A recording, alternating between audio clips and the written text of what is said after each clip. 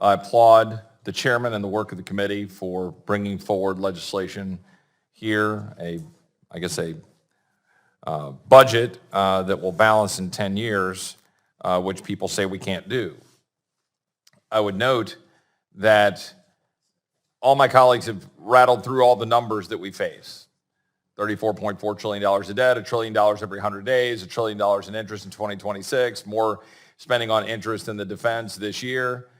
I mean, I just wonder at what point we're going to get serious on both sides of the aisle of addressing this issue, because my colleagues on the other side of the aisle will hide behind taxes, and it's just frankly just not legitimate at all. And colleagues on this side of the aisle, frankly, will also hide behind not touching taxes and hide behind, well, mandatory spending, this thing over here, but we can't deal with discretionary. We'll deal with mandatory, but we don't ever have a plan. And this budget tries to break that and force us to the table. I applaud the chairman for putting taxes on the table. They should be on the table. Not because I think we're lacking revenue, and it's just the one thing that I really want my colleagues on the other side of the aisle to at least answer and say, okay, revenues to the Treasury were 19.6% 2 years ago. Federal revenues as a percentage of GDP. That's as high as it's ever been. Can we at least acknowledge that truth and go, okay, that truth exists. It's dropped off to about 17.5%, I think, in this last go round. That's the norm. That's the norm that it's been since before World War II. So can we just dispense with this notion of the tax breaks for the rich is leaving us all sort of hosed? It's just false. Flat out 100% false.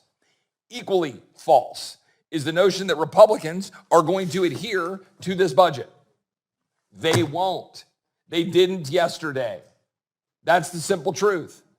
We passed caps a year ago, and we've already busted them. That's who we are as a body. That's what's become of this institution.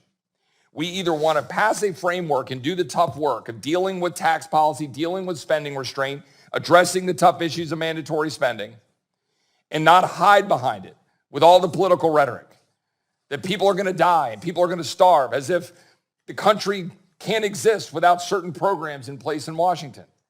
We're either going to honestly address these issues or we're not. But to then pass something in a budget that we don't adhere to is a fraud perpetrated on the American people.